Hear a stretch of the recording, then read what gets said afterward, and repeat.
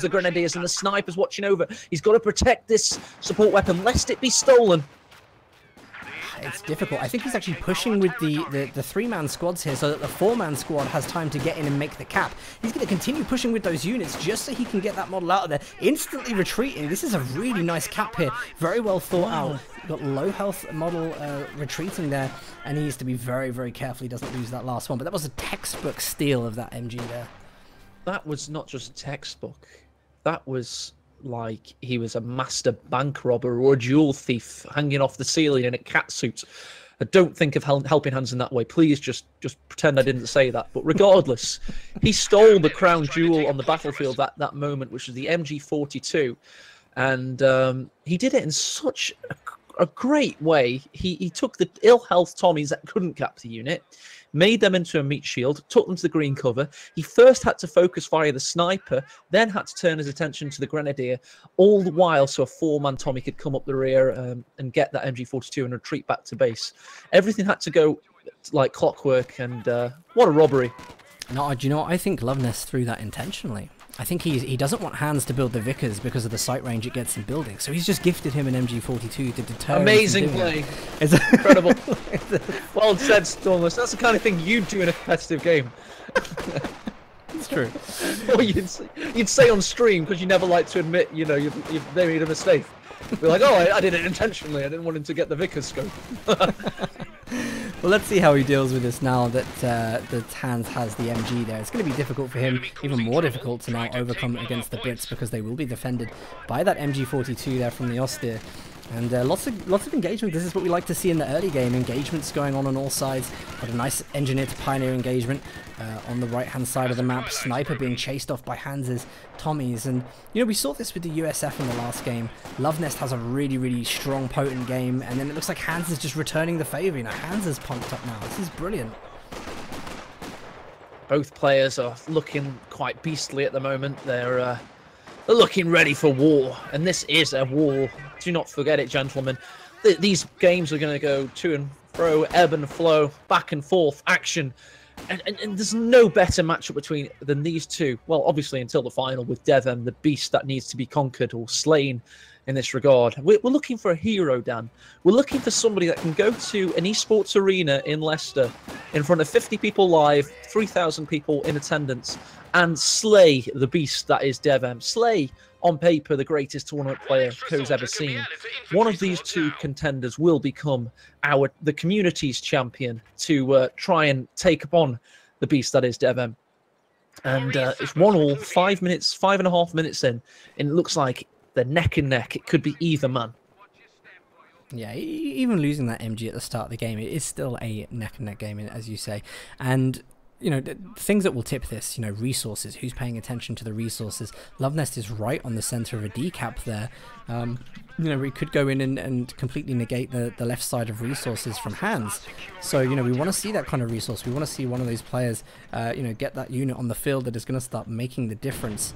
You know, but there's a lot to ask here. And, you know, Luvnest is definitely on the back foot after losing that. It's on the back foot in terms of units on the field. But very, very certain that he's going to be able to pull this back. Very certain. Did I say certain? I thought I said certain. You did. It sounded like certain to me. Never mind. Helping Hands and Luvnest are in the midst of. It's just such a titanic contest. Right now we've got Luvnest pushing for the cutoff. He just managed to neutralise it. Tommy's coming in to give them some serious aggression. Elsewhere, you've got Luvnest capping up the northern victory point, capping up the. He's just basically starting to attain superior control. His control's been very good, like given what he's up against. I haven't seen Hans make use of that MG much, if I'm totally honest. You know, where has that been? It's actually capping the left side. But I haven't. Oh no, I thought this would be the kind of thing that he would push down to a strategic decap and just try and hold it there. You may as well. I think he's got to try and get the MG into the centre, hasn't he? He's got to try and he's done that now. He's been able to push them off with the Royal Engineers and the Tommies, and he's going to try and get it in the centre. And And he has got it into innocent, not the central garrison, but a central garrison. It'll be pretty damn good there. There he goes. He activates the keyboard command to make sure it's facing. And that's now going to protect both the munitions, the victory point, and also the fuel points on the southwest. So he's in a commanding position. Also, Dan, he's building a counter-sniper. Yeah, this is what we are. I think we were expecting this from this series as well, was to see sniper-to-sniper engagements. You've got Luvnest, a very good austere sniper player. Hans has been, you know, I think actually watched Hans' sniper play just get better and better over the time he's been in the competitive scene. And now, you know, with a Brit sniper, he's a deadly weapon on the field. He is. Luvnest is building a mortar, though, which will add to the sniper's woes should it hit. But the big picture in that previous Brits versus Hans Brits game of game 1 was the land mattress into Cromwell's. Land mattress just kept all of Luvnest's support weapons dancing around, and I'm counting the sniper as a support weapon here. And then the Cromwells just came and finished them off. So I think Luvnest has got to offer us something in this game in order to overcome Hans's Brits that is able to do that. It surprised me that, I mean, as good as Blitzkrieg is, because obviously, you know, it does have access to the smoke shells and the recon and everything. Like it was one of those, like, because he didn't leave himself with a late game. Like, he was relying on that tier 3 stuff, and he did very well with the tier 3. It was just a shame it kept getting knocked out by Hans. We didn't see any mines from him in that game, though. That was something that kind of worried me. Those munitions were being weighted for the Ju-87s. You know, like, where were the telemines that would completely negate that strategy? You know, like something like the Lightning War with the Tiger with telemines on the background would do very, very well against this. I think the unfortunate part about playing as Wehrmacht austere is you're always in a munitions sink. They're so munitions starved as a faction. Everything they need to do to be operationally effective requires munitions, so they do often end up with not quite enough. But as I say, he did use the Su-87s twice in that previous game, so he definitely could have laid some tellers instead. So it's a good point. We'll see how it goes throughout this game, because we'll see also if Hans goes for the same build. Like, it worked for him last time and he was quite confident playing it, so it could definitely be that for the second time. I feel like we were potentially gearing up for this sniper-to-sniper engagement. Both players know that they've got snipers, so they're going to be trying to get themselves into a position where they can eliminate one or the other. This always creates a really nice tension to the game, you know, really nice, because you have to be so careful of these units. You have to be so, you know, balancing between pushing field, you know, getting vision, where maybe baiting one out. Looks like Luvnest is doing that right now.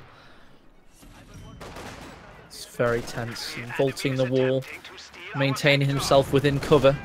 HelpingHans' sniper is staying on hold fire until the moment is ripe. And it's almost like Enemy of the Gates. If Enemy of the Gates was actually a good film. Well, that's a statement. Royal Engineers come into centre. He has got 5-man squads. He does tend to utilise this, but he's waiting with his commander choice for a little bit longer this time, Hans. Doesn't want to quite just use what you'd expect him to use, which on this map definitely would be the land mattress, but he's not quite utilised it. It's a really good one on this map because, like, base to base, the distance doesn't seem very long. I mean, you're always going to be fighting left to right. The land mattress just continuously harasses that strategic point that's on the south. You know, it can fire into the base. It can just do huge damage. So I think that will definitely be the choice. And, you know, I could only really see Hans playing... You know, he likes to play his special weapons regiment, doesn't he, when he's up against OKW to counter that mechanized build. But I don't think we'll see that here. I don't think there's a need for it. It should be the land mattress. He plays it very well with the commandos, wiping those support weapons, you know. I think we're in a situation... Oh god, we're in a situation there for those grenadiers. They lose 2 men, get suppressed instantly. The LMG-42 is able to fire immediately, though, because of course they're suppressed and already prone. So there's always a silver lining, guys. There you go. Look at how risky Luvnest has been with that sniper. He's leaving it right up in front of Hans' base. Hans seems to have an idea that this might be happening, and Luvnest now has to try and cross some territory. He might go for a cheeky shot. He's just going to sneak out of there a little bit, reveals himself, so Hans is probably going to pick up that that's the game from Luvnest. So let's keep an eye on the snipers. Hans only has 3. It's primarily a counter sniper. Luvnest, though, is seemingly I don't know a German equivalent of Vasily Zaitsev, quite frankly, but he's a damn good sniper, this guy. He's got 11 kills, veterancy 2 already, hitting off against these high-priority British targets and constantly just giving them headshots left, right, and centre. Doing a great job. It's a funny scenario, really, isn't it? Because the Brit sniper is a little bit slower in terms of, like, you know, reloading and firing and stuff, whereas the Oster sniper can be a little bit more aggressive. You can take shots, go back out and take shots. Yeah.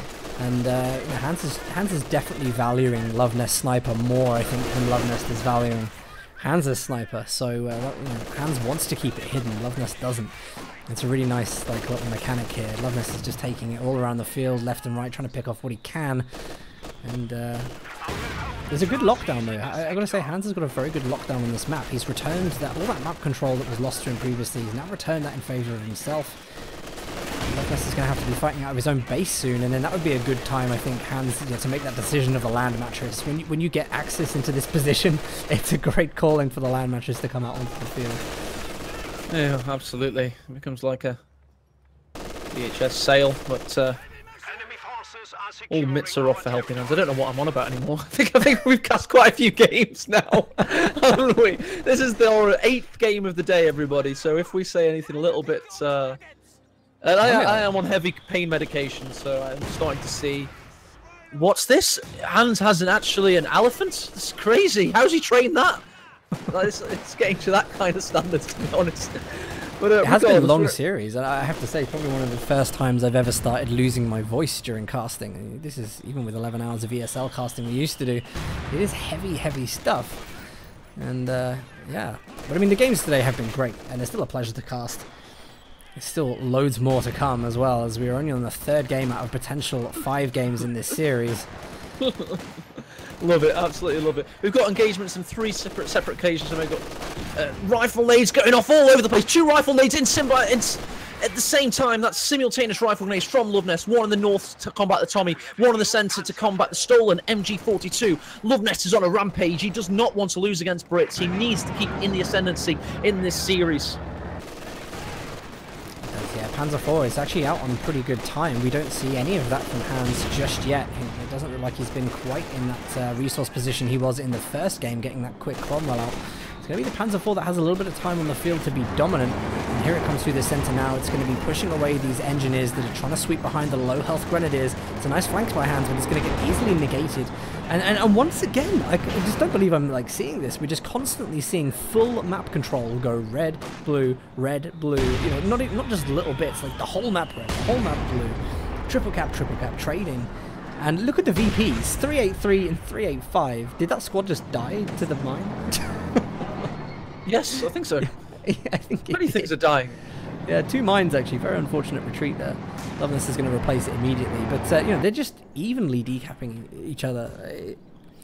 Oh my god, I can't believe Helping Hands is doing this. This is insanity. He's going for a Cromwell cruiser tank. I don't think Luvnest would have seen this coming. No, it's just never been heard of in a game of Company of Heroes for Brits to make such a reckless tacking decision. It's insanity. What's he going to do with it? Nobody knows. Oh dear god. Oh dear god. So we got this Luvnest sniper this time is waiting. He's standing by that stone fence there, which makes him invisible, of course.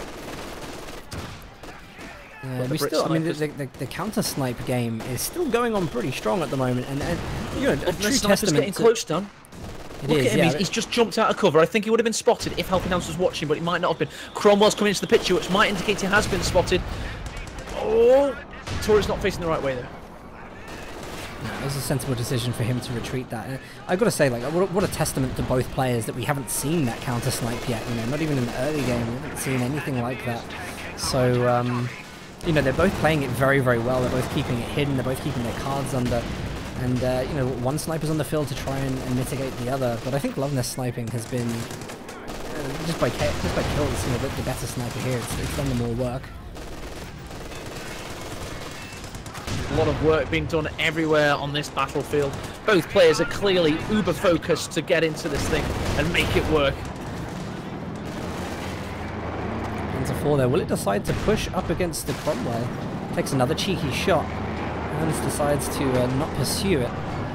And again, look at this. The triple cap has been in for Luvnest for a while now. It's going to take it down to 331 VPs for Hans. Now we're seeing Hans branch out across the field again. Can he do exactly what has been happening time after time this game and just reverse the state of the balance on the field? Getting those VPs, getting those resources in. If Luvnest can hold it, he'll stand great ground, you know, to tech up quickly, to tech up above Hans. But look at this engagement here. Cromwell to Panzer IV. Hans is going to push it. Only a deflection will save Luvnest here. And there it is. There's the deflection. A deflection again on the Cromwell. So good RNG for both players there. Neither of them losing their medium vehicles, which would have been a big point in this game.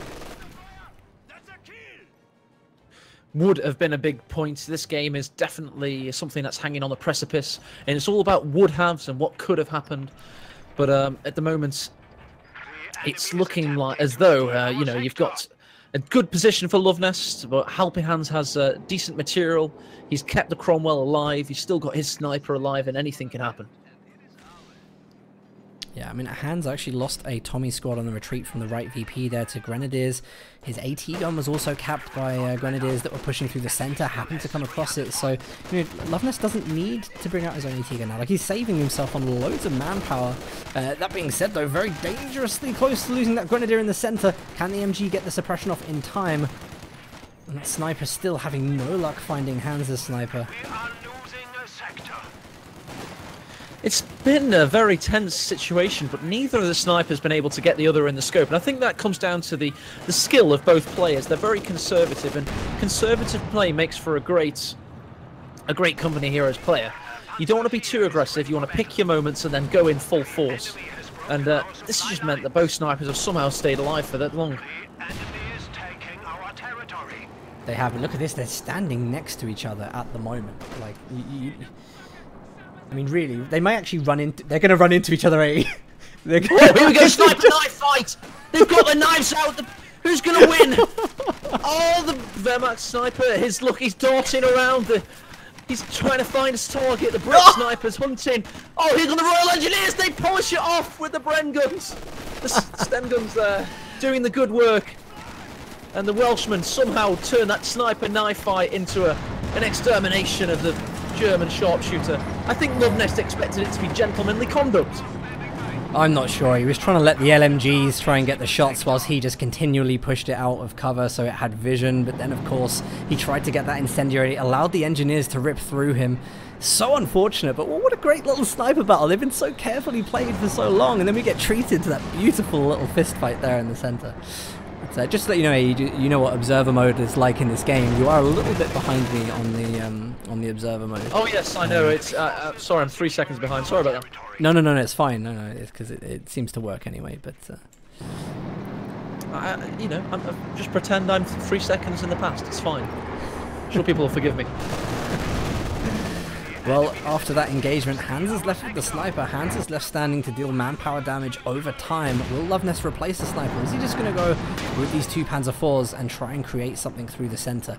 We've got the M5 half-track on the field, which means Hans has chosen Special Weapons Regiment. Not what we were expecting, but he will have access to that late-game Crocodile. Never smile at a crocodile, because this crocodile might just burn your face off, and that is most likely what he's going to go for in this game. He utilises it a hell of a lot in auto match. He's used it in this tournament so far already, and he can really make it work at HelpingHans. Yeah, Crocodile's one of those. I'm not sure if it would be the appropriate unit here for him to use. Bear in mind, he's already lost his AT gun. There's two Panzer IVs on the field. It could be snared and flanked if anything. Hinkelmount just killed a heroic Royal Engineers there of the Panzer IV, so constant aggression from both players, and it's really getting into an interesting situation. It is, yeah. I kind of wonder what his idea is with here. He's dropping, these are Vickers. Yeah, he's dropping Vickers on for the Tommies then, which they're going to pick up. It's going to help them to deal with the LMGs at long range. But, you know, he's spending his munitions here. He hasn't got the resources on the field at the moment to really save up for the things that are going to help him overcome Luvnest's, you know, defenses in the late game, like concentrated fire option. You know, he wants to be, you know, potentially saving up for that. So we've got a good time here for Luvnest to just, like, take advantage. Not that he knows the resource count is low for Hans. You know, but he's got a good time where he's going to be able to push the field, and Hans isn't going to be able to return the abilities.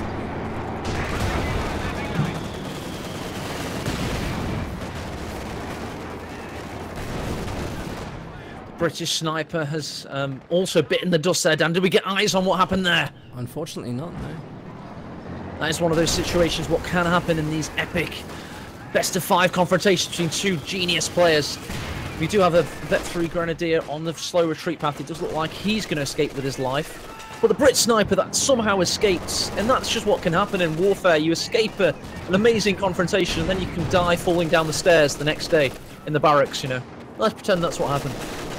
It could be anything. And to be honest, my eyes are not really on the sniper after watching Luvnest lose his. I mean, that unit is not necessarily a target of priority. What we're going to watch at the moment is these Panzer IVs, like how they're positioning themselves on the field. I don't know what that guy is going, bouncing around everywhere. But the Panzer IVs, you know, they need to push up the field. They're protected by this great little support build. You know, you've got the mortar there that's just constantly shelling. Look, it's providing smoke there at the moment. You know, AT gun just in case you get any flanks from Hans, Panzer IVs. Like, it's a really, really good build, and it's something that Hans is going to have to work very hard to overcome with what is basically just a Cromwell. I mean, you know, he's going to get suppressed by the MG. He's going to get hit by the AT gun and Panzer IV. Like, the Cromwell has to do a lot of work here. If anybody wants to understand exactly why Helping Hands utilises the M3 half track of the, of course, the special weapons, he utilises it to make a fuel economy saving. It's 30 fuel to bring it on, and it just allows him to then, he's got a vehicle out and he doesn't have to upgrade to the bars and the Piats, and he's able to just keep pumping them out that way. Very interesting strategy from him in that regard. Hans bringing out his second AT gun. I mean, he's actually banking a lot of fuel. I wonder why that is. You know, is he actually going to go for that crocodile in this situation? I mean, I didn't think he would, but it's certainly possible that he would. Otherwise, I mean, why wouldn't he go for something like a Firefly? Or that would be surely coming up in the build now already. I think we're close to seeing it. So curious that with Luvnest and his lack of options from the off map at the moment, he's not chosen what he possibly could have done at this point. No, I think he knows it's Special Weapons Regiment, but I think actually Luvnest is one of those players who, you know, he's playing well without a commander, so he's just probably going to leave it as a situational thing. You know, I don't think he has the munitions income to really make a decision on what he wants, so he might just leave it for, hey, what's best? Is it going to be a Tiger Race? Should I get Ju-87s out from Lightning War? Will I have the fuel for a Tiger? There we go, it's going to be Lightning War, because, yeah, he's coming up on fuel for a Tiger, so it makes perfect sense for him to fill that pop cap with that unit. And you know well, two Panzer IVs and a Tiger is nothing short of a fearsome army. Oh, it's damn fearsome. It's this Panzer Grouper that he's assembling. 2 Panzer Fears, 1 Panzer Kampfwagen 6. It's going to hit the field, and he's going to be able to just sit there like Erwin Rommel, soak up the pressure and hit on the counter attack. And he's not going to overstretch his supply lines either, because Faymanville approach is a pretty narrow map to be able to make a big insurgency, try and dodge this second-built 6-pounder. It's all about trying to take out the Cromwell and stamp out Helping Hands' authority as the British faction. He's certainly doing a job of that. Hans is paying attention to VPs, knowing he's on the back foot at the moment, but he has had to sacrifice a squad on the field of the Tommies to actually go in for that cap. The mortar there looked like it was delivering shells towards either the MG or the AT gun, so he's trying to stunt this advance of the support weapons. And Hans, looks like Hans is coming up close to the crocodile. Luvnest has just brought the Tiger out onto the field. We were expecting that to happen. And here it is. It's massive cannon at 8.8 centimeter rather. It's a damn fine beast. It's probably the most iconic vehicle in fighting military history. And he's on the field. He's got up against a 6-pounder and a Cromwell, but they should be dispatched just with the Panzer Fears alone. I think Luvnest is basically he's got more than enough to combat Helping Hands here, as we see the Tiger rear its ugly head. There we go, the Cromwell goes down to an excellent flank there from the Panzer IV by Luvnest. Now we see the Tiger rolling in through the hedgerow. It's going to try and deal with the AT gun. Crocodile has just hit the field, but it's a little bit too late at the moment, as the AT gun is just trying to get out of the situation. It's destroyed, and there may be too much armor on the field from Luvnest right now. Too much armor. I think the flares are pretty much just showing Helping Hands exactly what he's up against. He knows he's got the crocodile, but the crocodile is outmatched and outgunned. It's great against support weapons, it's great against infantry, but against massed panzer, it's not going to do too well, quite frankly.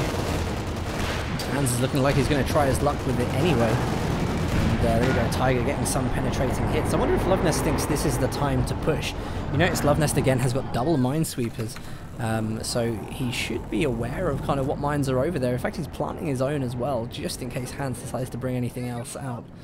And Luvnest's minesweeping this, we saw it earlier, like we saw how careful he was being at the start of the game, and then how, how well he was pushing out later in the game.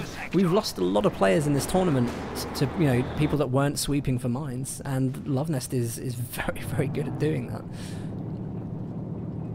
He's very good because he knows full well just how powerful the Allies can be with their mines against the four-man squads of the Wehrmacht, so he knows how to utilise it, and he knows how to defend against it. This Panzerfehr's got Veterancy 2 with the armoured skirts, doing astonishing work at pushing away that Vet 3 stolen MG42. There's a battle in the southwest there, Dan Bren gun versus Vet 3 versus LMG42 Vet 3. Who's going to win out in this pitched engagement? That's going to be the Brens in that one, I think, clearly. This might be a moment where Luvnest decides to go forwards. It looks like he is going to make that push. There goes the shots, and every time, even when the Tiger penetrates, it really does very, very little to the Cromwell. So this is a good unit for Hans to have, as long as he can get some kind of AT support on the field. The AT gun got destroyed in the center. You can see the wreckage of that there. Luvnest is cleaning up the left-hand side with the Panzer IV, because he can spare one. And he's going for a Stug now as well, so that he can penetrate, maybe stun the turret of the Crocodile. Yeah, this is going very well for him. Panzer Armageddon for Helping Hands at the moment. Seems like it's 1940 all over again, and the Blitzkrieg rage and the body stink, to quote the Rolling Stones. He's got a Tiger, he's got getting the Sturmgeschütz, he's got a Pack 40 just as a fallback position, quite frankly. I need to stop saying quite frankly, but Luvnest is just in such a commanding position. It doesn't matter what Helping Hands does now, because unless Luvnest makes some major errors, he can just close this game out methodically.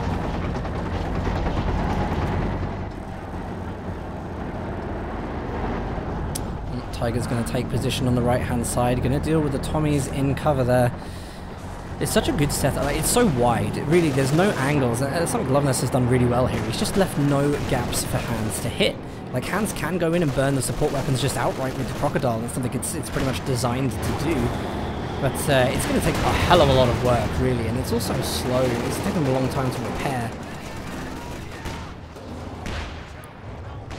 Croc soaking up pressure, doing what it does best. Churchill Crocodile's got excellent arm bellies and a great health pool, even post WFA nerfs. Still a damn fine vehicle at soaking up pressure, but Helping Hands has no follow-up at the moment. He has infantry only. The 6-pounder, yes, but it's not mobile enough to keep the pressure on this massed armoured position. Crocodile's coming through the centre now. It looks like they managed to push off the mortar. Crocodile's going to come in, and the Flames are going to be heavily focused on getting that AT gun down. Now it's up to Hans's AT gun to try and pick away at either the Panzer IV or the Tiger, which again is still struggling to penetrate that Crocodile. Now we've got the Stug on the field now, because of course Luvnest has been pop-capped. That unit couldn't come out on the field. Now it is out on the field, and now it's trouble for Hans to keep that thing alive. Helping Hands is at 60 population cap. You got Luvnest at pop cap maximum. He can't build anything at the moment. He's in a position where he can take gambles, make throws. He's been given some free chips by the casino, and he's in a position where he can really just stop gambling with his soldiers' lives and amassing the manpower he needs to replenish his armies. Helping Hands is pushing up. Helping Hands feels aggressive. He's got 59 victory points, 56 and dropping. Triple cap in against him. His time to make a game of this is now. He needs to make a push. He needs to make it happen. But Luvnest is imperious with this Panzer army. He is. Luvnest is doing incredible work on the flanks as well, sending some of the Grenadiers right round the back, wiping some units on retreat. And just constantly making it so difficult for Hans to come back from this. I love that Hans really, he's still giving it his absolute everything with 35 VPs. Crocodile's on incredibly low health now, and we see the Ju-87s come in from Luvnest. So this could be the end of the Crocodile. Absolute overkill as the Jericho sirens wail overhead. The Stukas come in for the kill, and the Crocodile is a handbag. go. 26 VPs. I wonder if Hans is going to throw in the towel here. Yes, he will. Going to be a surrender. Oh, there you go. Another excellent game. Nice. Seeing that we've got some T-Tours chat, which means Dan's doing his excellent camera work, showing off the potential of his supercomputer 1080 GTX for all of your viewing pleasure. And what a series we're being treated to. Luvnest rallying back after losing game 1. He's now won games 2 and 3 of this best of 5, first of 3 matchup. And I'm very excited to see game 4. Oh. Coffee time, Daniel. It might be time for a coffee, actually. It may genuinely be time for a coffee because, I mean, I don't normally drink coffee before I sleep, you know, but then I don't think I'm going to be sleeping for a while. It may have to be time for a coffee because the voice is going a little bit. So yeah, I think that would be a good idea if we do that. Also, you know, as always, just give the computer a little bit of a rest. Would you mind doing that? Giving your computer a rest? Do I have to do anything? No. No, do you mean we're going to a quick wait screen? Okay, that's fine. I think don't go anywhere, gentlemen. We're going to a quick wait screen. All 1,630 of you. I'll catch you on the flip side. We're going to go into game 4 in about 3 minutes. So bear with us. Thank you. All right. See you soon.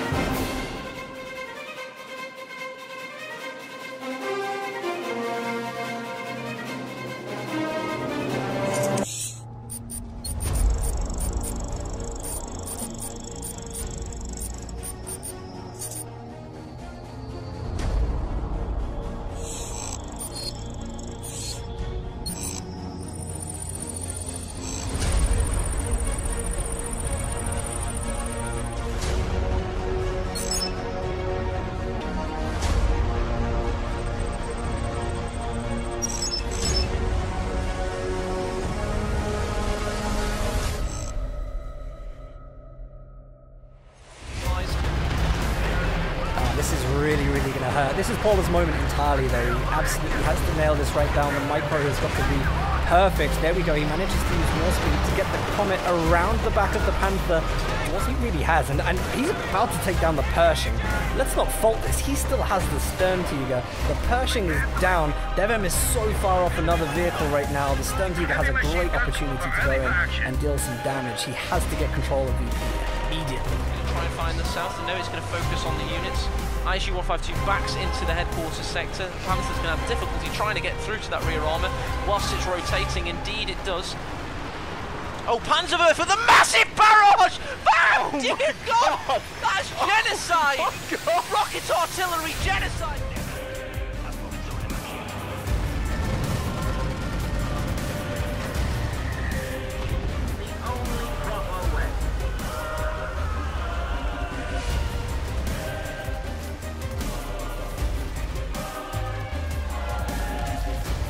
The Pumas are blocking it, it's trying to retreat, but they've got double block on it, and they get rid of it almost immediately! Great call by Stormers, great play by Barton, using the bonus cover road to retreat, going all the way around the rear. No snares, no mines, Barton 1, Luvnest 0 when it comes to like trying to get the infiltration nades off. Does a little bit of damage, and he may be able to force that unit out of there, but here's the risk. Command Panther on the ice. Cromwell is close. Oh no! Oh, this is like Jack and Rose.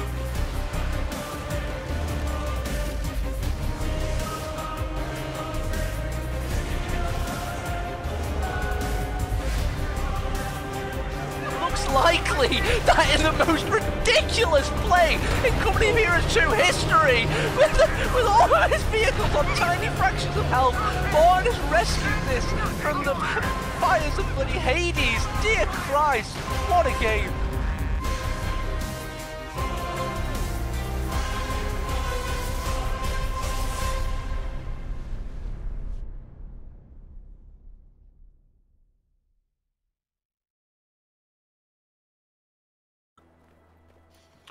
Welcome, one and all, ladies and gentlemen.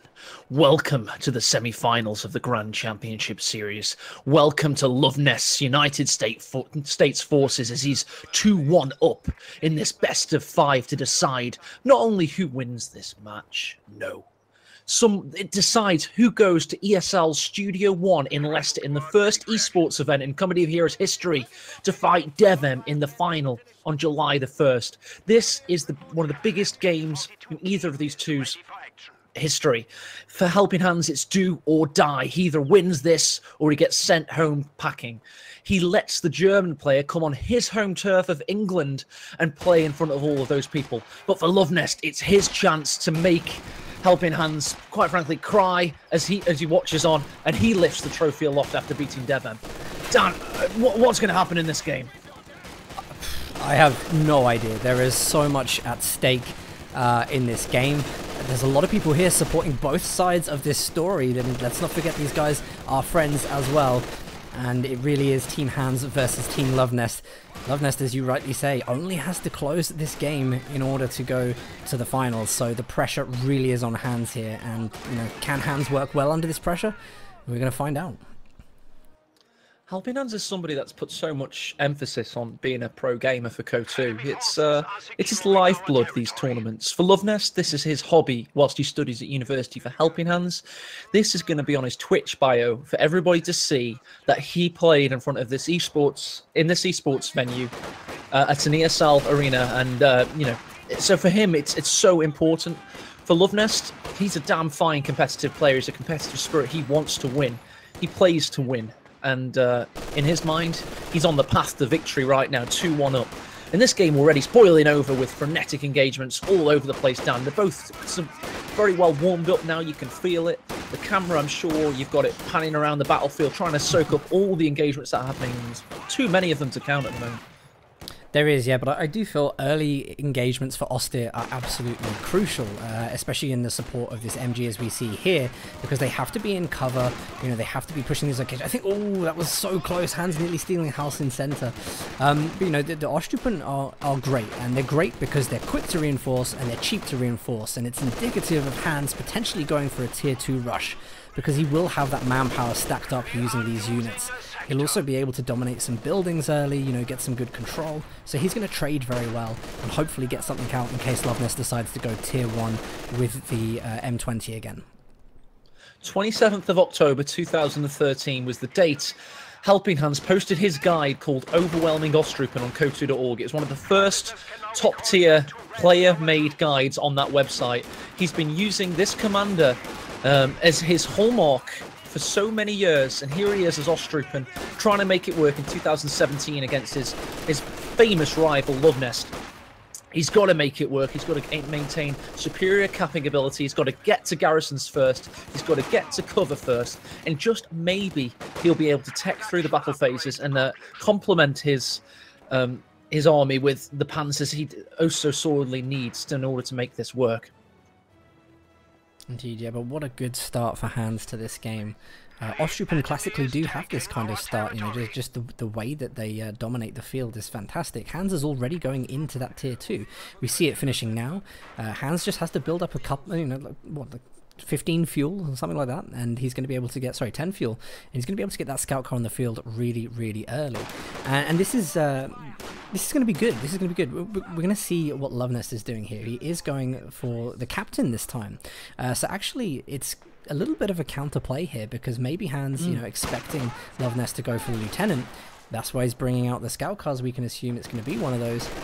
Either that or he's going to go into the half track. But I don't know. I don't see that as being as effective here against USF. I don't know if that's the kind of thing you've got to consider as well, with HelpingHans from tier 2, he doesn't just get the scout car, he'll get the Panzer Grenadiers and the Pak 40 as well. So he does go for an overall, comprehensive kind of build order that is meant to be able to deal with everything. At the moment, he's got pitched engagement there between the Ostrupen and the Rifleman of Luvnest. Luvnest played excellently in his game 2 as the USF. But look at that S-mine on the retreat path. The Ostrupen, if they win this battle, Dan, especially when the 500 Weinsvanske scout car hits, it's going to push them into the path of those mines that are waiting. There's 2 patches of S-mine, 3 patches of S-mines, all waiting for this 3-man squad. He's got such a horrific path to home. It's almost like flying like Ryanair or something. He's going to be... Oh no. Luckily for him, he's just got an anti-tank grenade. And that meant... No, he's now gone north of the garrison, which means he's going through that horrific retreat path through the S-mines. Here they go. Oh! 2 squads of them, but I mean the minesweepers are also retreating with it, so it's actually detecting some of the mines. There's up to the scout car to chase back into the base now to clear that up. Very fortunate that he had the minesweepers there, otherwise that could have been chaos. He survived somehow. The scout car's looking for the kill now. The rifleman's trying to get away. Here comes the M1AT gun. HelpingHans' luck is not with him in this particular game, as the M1 finds the shot. Wow, that was a great little play there, and that all just went so well. I don't know if he actually popped the minesweepers on his squad just in case that retreat was going to happen. Do you know what I mean? Like, I think maybe he saw... Well, I don't know. He could no, he didn't do that. Oh, Jesus Christ. I think HelpingHans play an amazing play there. Luvnest quite regularly was just lucky.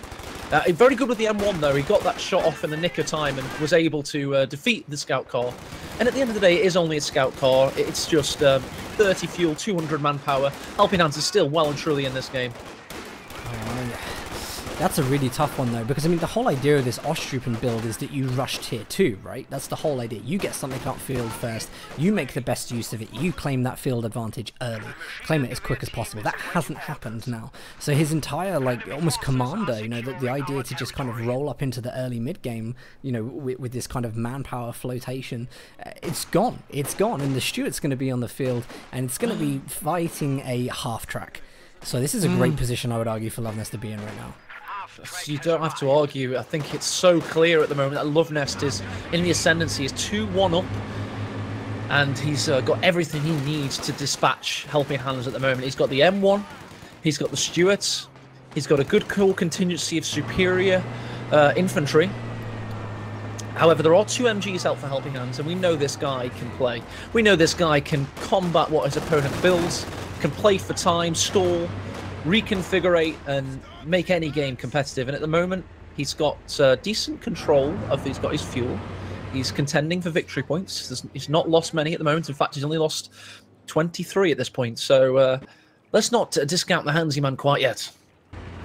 No, I don't think we should at all, and I think actually if Hans gets an AT gun in his build, he can still stand, you know, to do very well here. If he's using the half-track for reinforcement, he's going to have good staying power on the field, because the Ostrupen can just reinforce very, very quickly. You know, it's going to be hard for USF to push the ground territory. But here we have the half-track. It looks like it's going on the hunt for the squad of Luvnest, which is a little bit extended, trying to decap far onto the right-hand side.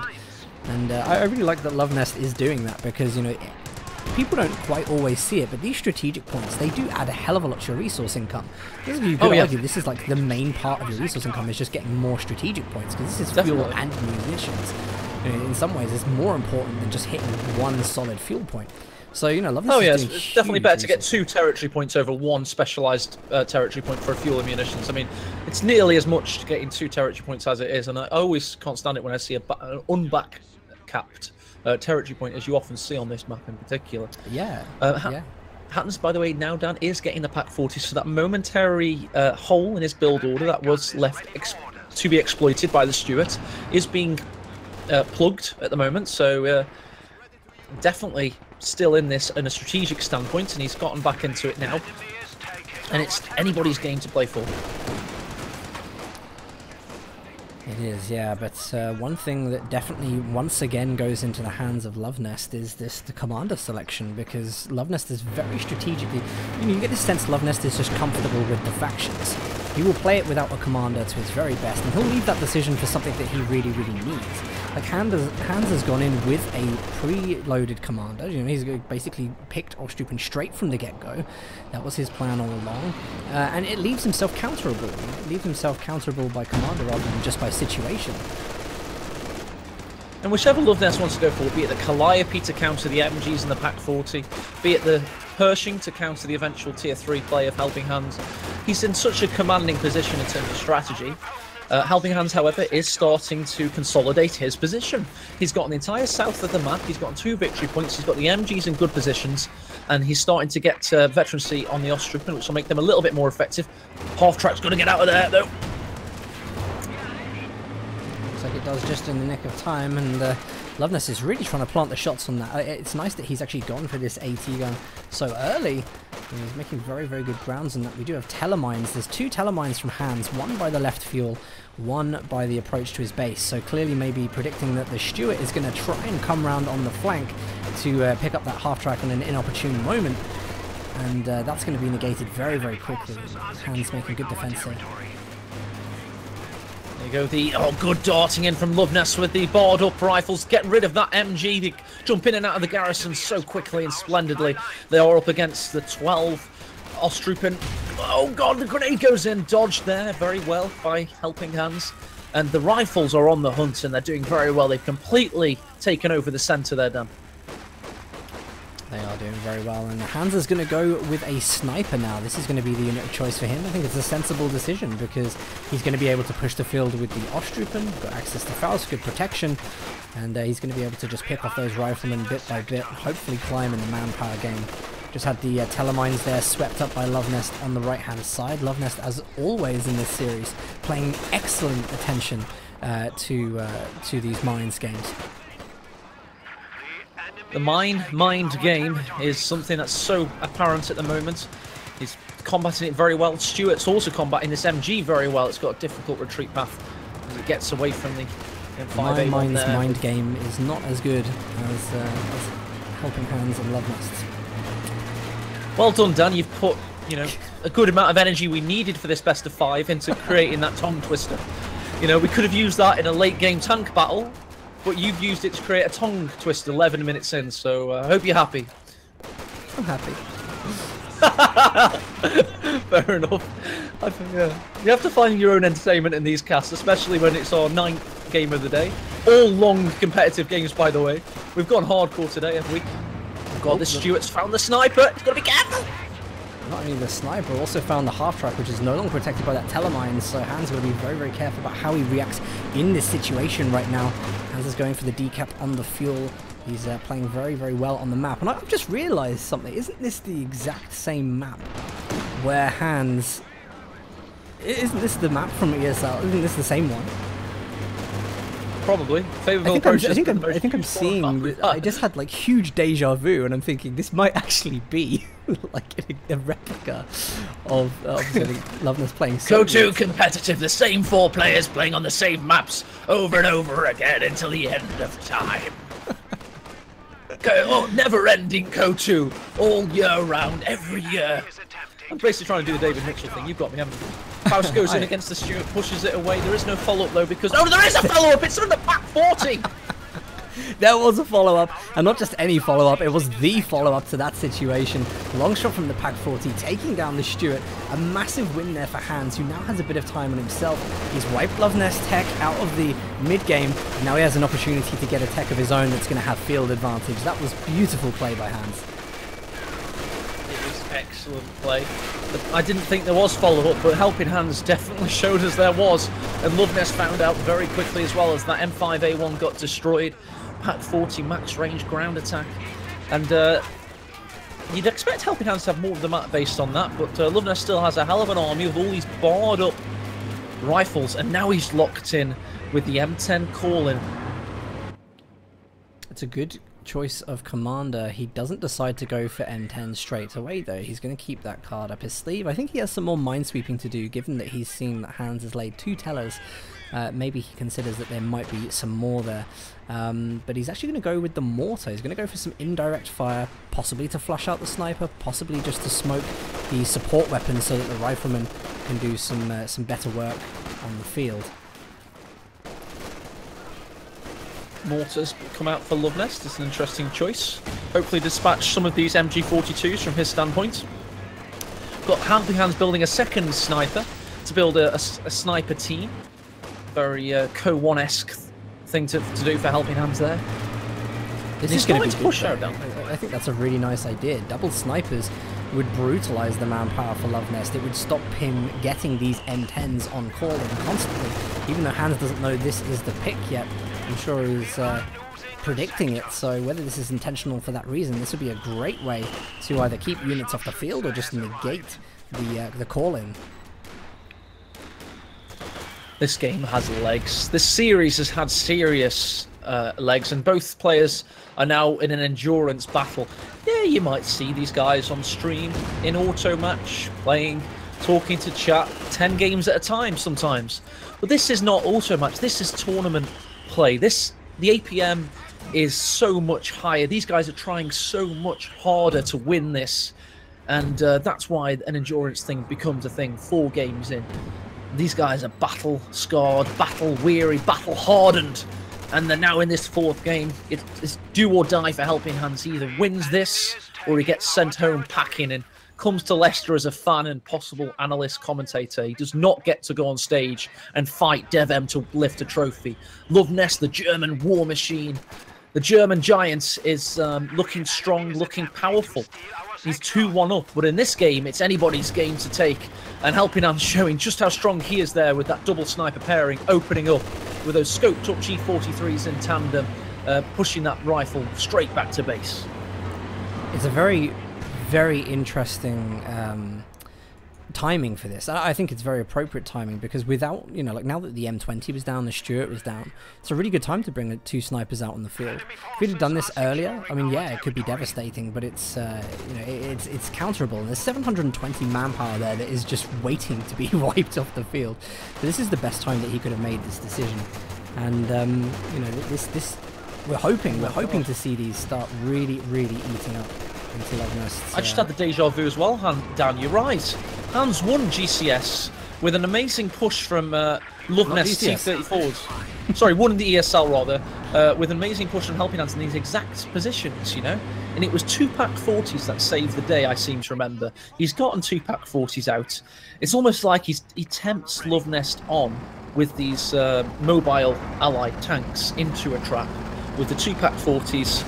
The Panzerfaust wielding Osttruppen, and it could be deja vu for Luvnest, but he was so unlucky in ESL, wasn't he, not to get the win in that final, if you remember?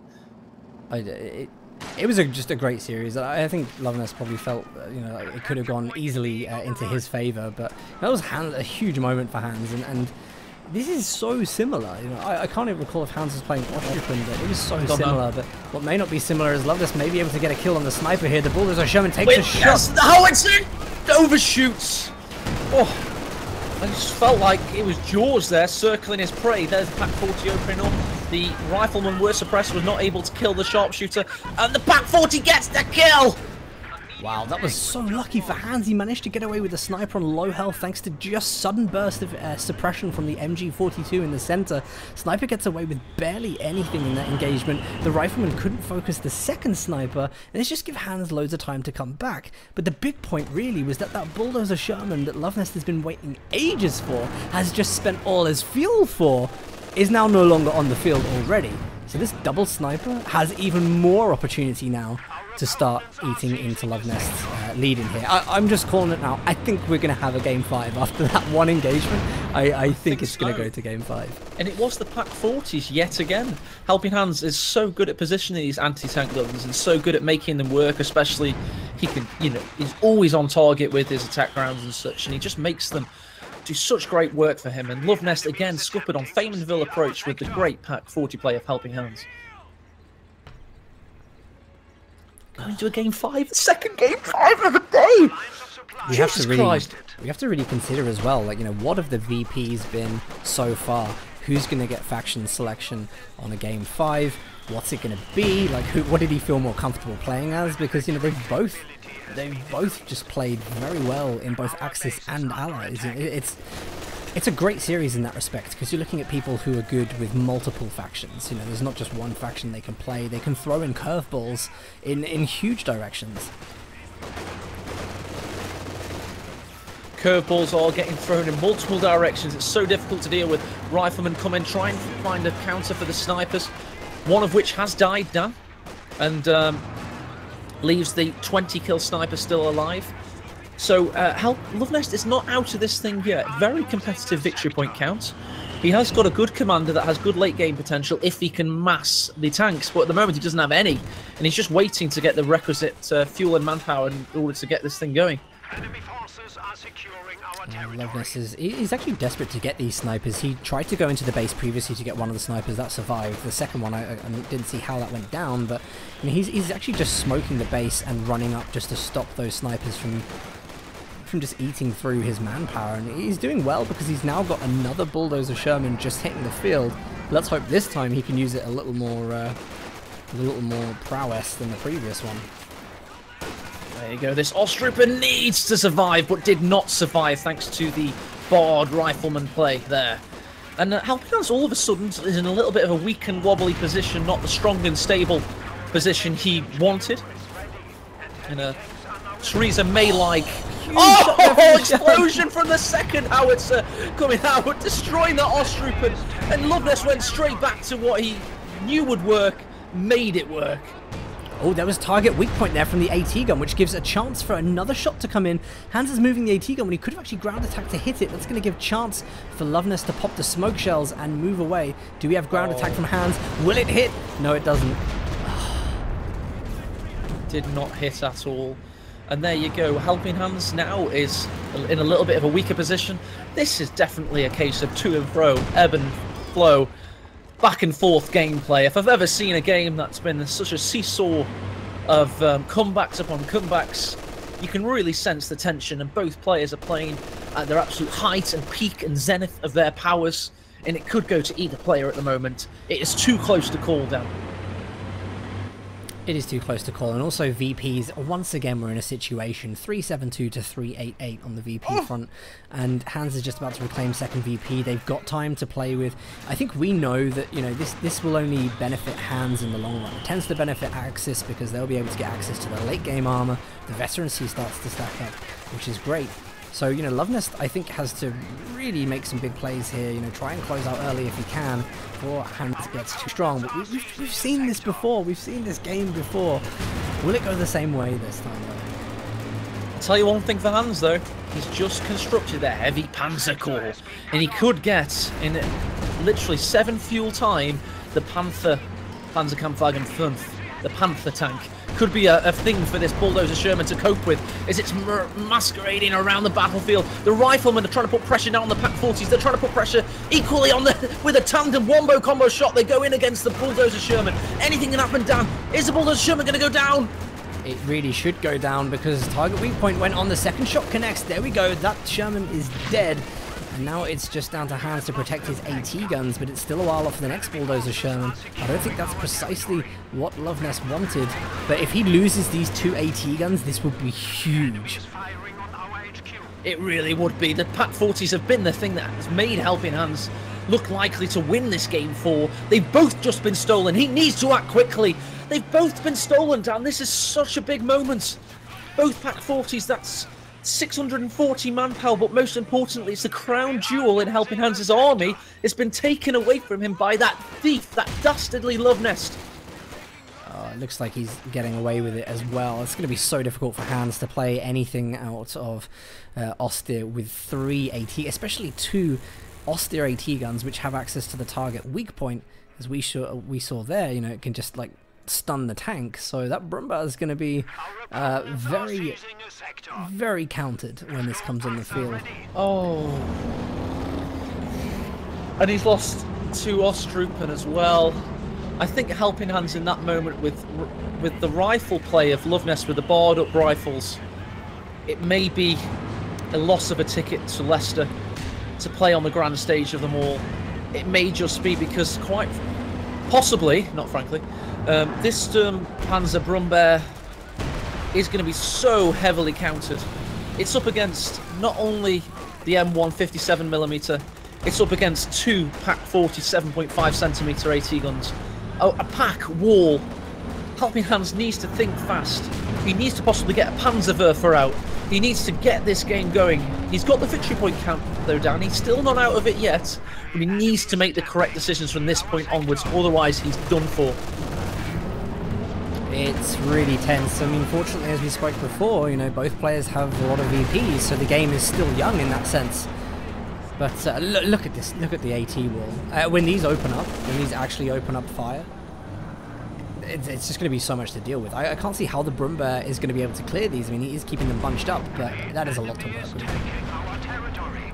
Yeah, the Brummbär's going to have to be careful as well. It's going to be a micro sync for Hans. He's going to have to constantly push it in, attack ground, reverse out, in order to make it work. Usually it can just sit there like a big fat bastard and decimate squads, but HelpingHans is going to have to use it like a precision tool, which is exactly what it's not intended to be. He's got to do it though. The question is, where does it go from here? Like, what's the next thing on the build? He's trying to get those ground attack shots, and that one was actually relatively successful. Luvnest is sensible enough though to just keep pulling it back. Like, I think he realizes the advantage that he has, and it's a huge advantage. I couldn't have thought of a worse scenario for Hans to be in right now than to have this happen. But he's in line now of the AT guns, manages to clear one. This could be very, very useful to him. He needs to act though, he needs to act upon it. And right now his sniper's in base.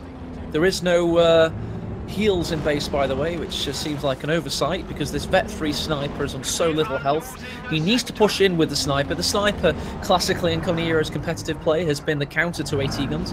But the bulldozer's now on the field and the sniper's not going to want to hit it. Oh my lord! There we go. Luvnest manages to stop the crewing of the AT gun. Bulldozer Sherman doing great work against the Ostrupen there as it continues to tear through the center. AT guns are also pushing up territory just in case the Brummbär comes in. The Brummbär cannot find the same kind of shots that the Sherman is finding. There's another huge hit there from the AT guns. Hans is forced onto the back foot, having to build an AT gun of his own. But I don't know. We could be looking at the final stages of the game here. What a final. What a final we have set. If this is indeed Luvnest in the ascendancy to victory, on the victory parade, 1 foot in the door, 1 hand on the trophy, just as possibly Devem standing in his way. But for right now, it's HelpingHans still standing in his way, still putting up resistance. He just looks so out of it on a material standpoint, not victory point standpoint quite yet, but from a material standpoint, he's got a scant, impoverished army compared to Luvnest's Armada. Whew. What a game it has been so far. You just look across the battlefield at the moment. There is such a huge presence here from Luvnest. Absolutely huge. He controls all areas of the map, and just this 3 AT guns in the center, so strong. Hans are trying to move over to the right hand side, but the bulldozer Sherman is coming over to try and deal with that. It is a situation really that Hans did not want to be in a game before. Oh, the Sherman doing good work there. The Ostrooper having to retreat. Smoke is parading around the Brumbear as it's repaired. The Brumbear that HelpingHans probably hates at the moment. That Brumbear is just a bugbear of HelpingHans. He just knows it's utterly useless against the 3 AT guns on the field. There's no sniper to decrew the said AT guns anymore. He doesn't have what he needs. You know, saying all of this though, Hans is making some ground through all of this. He needs to be very careful with his pioneers in the center though. Manages to get them to retreat. I mean, he is making some ground in terms of, you know, just trying to hit manpower over time, just trying to take shots. I mean, he's good with the ground attack on the Brumbear. He's trying to aim it into the AT guns constantly to just wipe the models, but he hasn't been that lucky. You know, they're just not doing the same kind of splash damage as the Sherman is doing. But if he can get one of those back, I mean, he's got the AT gun of his own. If he can get one of those back, it does even the field a little bit. And you can tell Hans is in, like, he's in a try-hard mode at the moment. He really is kind of trying to come back from this. And knowing the position he's in, I think it's making him fight very, very hard. There you go, the Sherman bulldozer doing great work. As it's done the second iteration throughout the game. It's mostly, in this game, it has to be said, the rifle play of Luvnest that's won it. The Pak-40s were doing great. They'd recoiled into position, but the rifles came in and made the swoop, and it was Grand Theft Pack gun. It's meant that Luvnest has 1 foot on the stage of ESL Studio 1 in Leicester. 1 foot on the stage in order to meet Devem in the final. M10 Wolverine coming in against the Vet 3 half-track that's heavily outgunned. The Brumbear's also heavily outgunned, and it's retreating heavily. Luvnest is in the ascendancy. I mean, Hans has got 600 manpower. He's not spending it on anything at the moment. Going to lose another MG by the looks of it, but he could easily have a second AT gun out on the field. That would make things a little bit more bearable. Even if he just had a mortar out so that he could smoke the AT guns, you know, and then shell them, put that extra micro pressure on Luvnest, anything would be better than banking up 670 manpower in this situation. It looks to me like Hans may have given up a little bit, knowing that, you know, this could be the end of his GCS dream. It really could. Unfortunately for him, it could be. I think he's had an amazing run. I'm sure he's coming to the final anyway, be it as an analyst caster or commentator. He could provide in-between-game comments wearing a lovely suit. Or he could be a fan, somebody to chill out and have a drink with everybody that wants to turn up on the day. But that's just, you know, that he's not going to want to hear that, to be honest. He's going to be mortified. There's no easy way to say it, but Luvnest has played a bit better in this series, unfortunately for Hans. He's made the plays at the right moments, and Hans has not played badly. It's just Luvnest has played a little bit better on the day, and that's what can happen. There's just been moments as well where it all went wrong to Chaos that we saw slightly earlier on. Like, Hans in such a good position, and the bulldozer Sherman just, you know, in liaison with everything else, just caused such huge problems. Not to say that it's over yet, but it's looking very, to coin your phrase, it's looking very likely that it might be. But this push on the left-hand side, a little bit negated there. AT gun gets a shot on the M10. Brumbear now with their 2 armor skirts, trying to just chug away constantly at any of the infantry. Hans just can't find the opening that he needs. Gone for Panzerschrecks on the Panzer Grenadiers, which I think he wants to try and help to combat the bulldozer Sherman. There's no sugarcoating it, Dan. This Brumbear's been awful. So it's got 13 kills, yeah, but there's other units that could have done that and not been such a fuel sink. That he could have got the Panther out, for example. He definitely needed to rebuild his Pak-40 sooner. But in general, Luvnest just played a bit better on the day, and HelpingHans is desperate now. He's got the Panzer Grenadier in the central capping circle. He's got 54 victory points remaining. He's on a triple cap. Less than a minute of gameplay left, unless he does something very quickly about it. I don't know what to say, honestly, because we had the same thing in the quarterfinals. You know, we started losing the big names, and we were always going to lose a big name at every stage of this tournament onwards. And this is why Luvnest versus Hans has been such a huge series, because we're losing two huge players, huge streamers, huge game personalities. Like, it's sad, you know. It's actually devastating to see either of them go out. And plus, he was a cheap plane ticket, you know. It's nice that you're trying to make everybody here happy and laugh, because there's a lot of people here that want to see Helping Hands win and go through to the finals. It does look like that dream is fading very, very quickly. But well, if you're a Helping Hands fan and you want to come and give him a big hug in Studio One Leicester, you're more than happy to do so. As long as, you know, it's just a hug, nothing more. And there you go. GG, well played, Mr. Hands. GG, well played indeed. I will update the scores properly there on that, because we didn't do it last time. It's 3-2. Oh no, sorry, 3-1, wasn't it? 3-1. Exciting picture now, ladies and gentlemen. All fans of Company Heroes 2 Competitive, all fans of GCS, is we have somehow, through the grace of dear God, secured ESL Studio One, one of the premier esports studios in Western Europe, for the final of this tournament. If you want to be a live attendee and you have easy access to come to Leicester, England, email me on redditco@gmail.com, and you can come and watch a final between the, on paper, greatest tournament player in Company Heroes history, Devem, versus Luvnest, the German giant, the German war machine, playing for the pride of the of Central Europe versus the Portuguese prodigy. This is going to be a battle of two Goliaths. One who's been calm, cool, and steady. He's dispatched foes left, right, and centre. He's finally come up against Luvnest. Sorry, can't finally come up against Helping Hands, who's been a really difficult opposition. And then Devem, who's had a tough time of it today against Von Ivan. I mean, Dan, how excited are you for this final? I am very excited for this fight. I mean, there were so many combinations of what the final could be, like so many ways that it could have turned out. I think this is going to be an amazing final.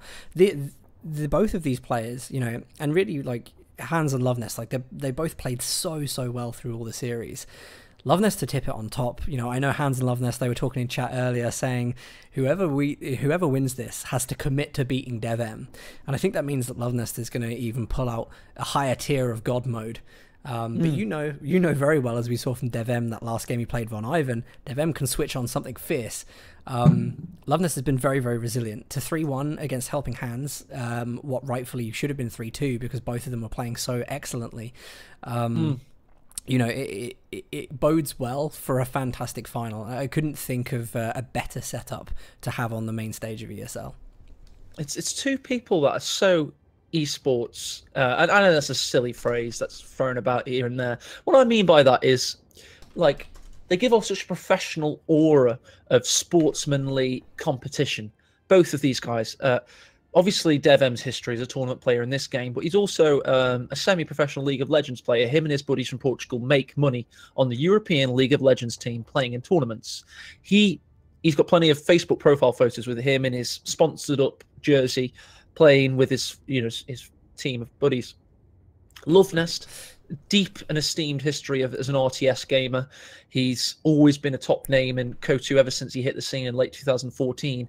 And he is so calm, cool, collected, the 3 Cs, and he's so efficient, of course, as the cliched way to describe a German would be, that he's not going to be fazed by Devem. He is your perfect champion if you want to see, in inverted commas, cash grab Devem not win another major tournament. If you want to see Luvnest, who hasn't won since January ESL, by the way, so that was a long time ago, February 2016, so it's been over a year and a half by the time of this final. If you want to see Luvnest, who's the perfect contender in my mind to face Devem, you're going to be wanting to tune in 3 weeks' time, or 2 weeks and 6 days. It's not 2 Saturdays and then the following Saturday after. We need that time to make sure plane tickets are as cheap as possible, and so we can organise the final. We're going to do a few little events in the coming weekends. I'm sure Dan and I will organise something to keep you salivating.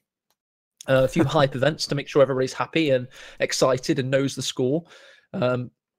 But I'm so excited, to be honest. It's going to be amazing. I'm excited. It's going to be, it's a nice, and especially the fact that there's a trophy as well. Like they're actually going to. Yeah. I mean, I had it made yet. I need to get that made. I've waited for this community to have an actual person holding a trophy, going, like I own Company of Heroes. That's like, I like that. Wouldn't it just be brutal if it's Dev M? I mean, would you be able to lift the trophy? Like, he's a title of the game. We'll get like the two runners up to hold it either side of him, and then his hands can go above it. Well, Aimstrong's coming as well, so I imagine Aimstrong will probably lift Dev M up on his shoulders or something, And the thing with both players, they're amazing players. I think Luvnest was the first person for me because I started watching KO2 competitively in about 2014. He was like the guy that could beat Jesulin at the time, the Great White Hope against Jesulin, and that he built up a rivalry against him. And that was really cool to see evolve. And he's got a lot of history. But DevM's history, he's the first guy I ever saw play this game competitively back in 2011, one of the early SNF, I think it was SNF 3 or something. And at the time, Ami Polotzai Funk was saying, yeah, this guy's really strategical. He likes to use a lot of barbed wire. He must be quite an old guy. And little did we know at the time, he was 13 years old at that point. It's like, what the hell? And then 6 years later, we got that same guy, the very first guy I ever saw play this game competitively. He's now going to be playing live on stage in Portugal as a grizzled 19-year-old veteran. But he's got this aura. I know he's diminutive in real life, Dan. You've met him, but his kind of persona in the game, it's like he's got this giant mentality. So in my mind, the community spirit will be behind Luvnest, and we'll have DevM as like the Khal Drogo. And you won't get these references. You've never watched Rocky, but still, it's such a cool matchup. I can't wait to see it. It's going to be a fantastic matchup. And also, the funny thing is, like, I remember during the Warpaint Championship, we had Jeslin versus DevM, and we did this kind of like pre-tournament interview, which I don't actually know where that ever went. I don't know if anyone ever saw it. It was like organised this big thing. We were sat in a room, got a film camera, like, never saw it, never. But anyway, DevM was like, I asked them a question, and I just said, do you have any words for your opponent? And like Jesulin's there. Jesulin's a really nice guy. He's like, born and raised very well. He's like, oh, well, I hope everybody has good games and it's going to be really good fun and exciting. DevM just looks at him and he just says, Jesulin, try to make it last more than 3 games.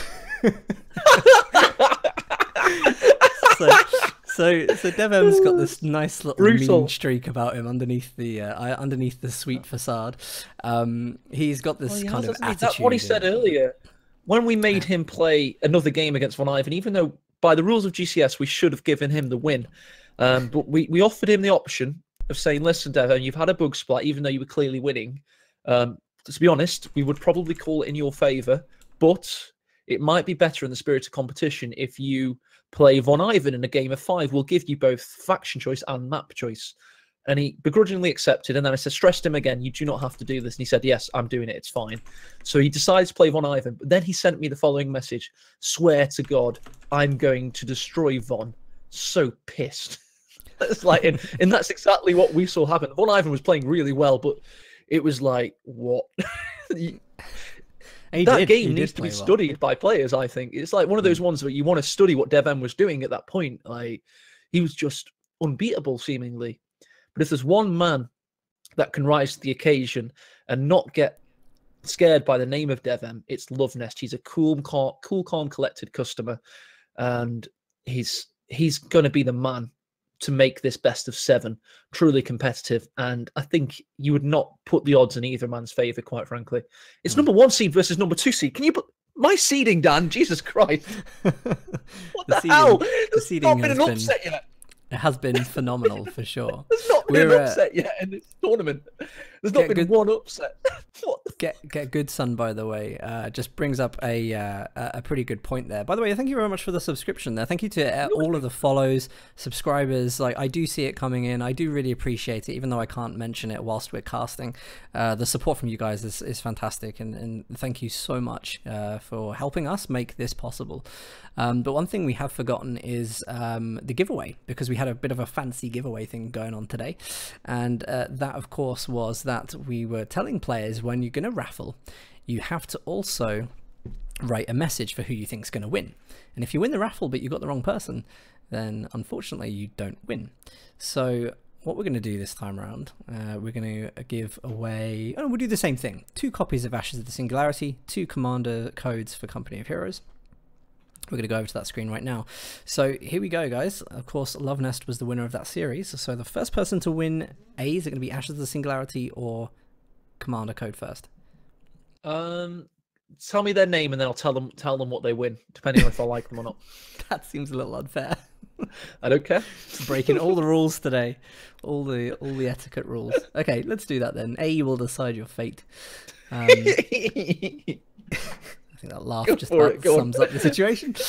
So first draw is going to be Stretchco, who doesn't have a message, so he can't win anyway. Screw him. Ban him. Thanks, as usual. Thanks for taking part. Next one is going to be Duke Jason, but he hasn't left a message either. Well, I'm like, okay. That was the whole idea, is that you leave the message, everyone. Jay Craven hasn't left it. We're going to just go through these until we have a message. Here we go. Down PT. His message was Down PT himself. You sure there's not an S at the end of one of those words? I'm sure. Sochador. Message Luvnest. He's the rightful winner to the first one of these. Sochador sounds like one of the future greatest Ashes of the Singularity players I've ever heard. Honestly, sounds like the man #1 in the world, Ashes of Singularity. Okay, he's going to get Ashes of the Singularity then. Then we're going to have, next one is Schlafschaff, who doesn't write anything. Nelly Neal doesn't write anything. Gosh, look at this. WML21, message Luvnest. So he is a winner. What's it going to be? Commander code for him. He's already got the name that sounds like an American kind of weapon, so he can have a commander code. He can have a commander code. WML21, you will get a commander code. Then we're gonna do 2 more winners out of this. Okay. Zorglub, I think. He doesn't say anything, probably because he's a Zorglub.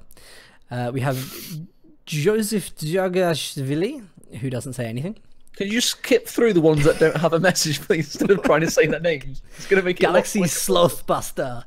Message, I love Luvnest. He is a winner. That's technically sloth.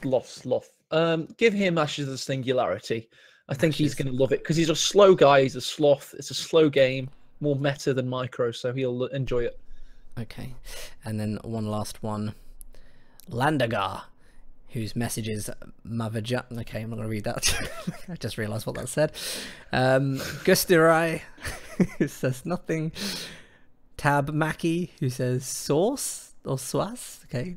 Oh yeah, no, Tab Mackie. Yeah, give him. He's the we're not doing he's this.